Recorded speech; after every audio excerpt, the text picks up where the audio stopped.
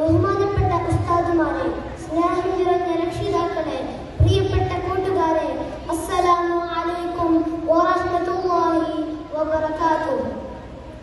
അന്ത്യപ്രവാചകൻ മുഹമ്മദ് മുസ്തഫ സല്ലല്ലാഹു അലൈഹി വസല്ലം തങ്ങളുടെ ജന്മദിന വേളയിൽ എനിക്ക് 2 വാക്ക് പറയാൻ അവസരം ലഭിച്ചതിൽ ആദ്യം തന്നെ ഞാൻ അല്ലാഹുവിനെ സ്തുതിക്കുന്നു. അൽഹംദുലില്ലാഹ്. നമ്മുടെ നബി മുഹമ്മദ് മുസ്തഫ സല്ലല്ലാഹു അലൈഹി വസല്ലം തങ്ങൾ നമുക്ക് ധാരാളം മൂല്യങ്ങൾ പറഞ്ഞു തന്നു.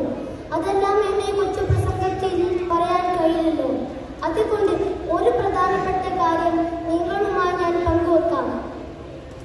മുഹമ്മദ് മുസ്തഫ സല്ലല്ലാഹു അലൈഹി വസല്ലം തങ്ങൾ പറഞ്ഞു, നിങ്ങൾ ഏത് പ്രതിസന്ധി ഘട്ടം വന്നാലും സത്യം മാത്രമേ പറയാൻ പാടുള്ളൂ.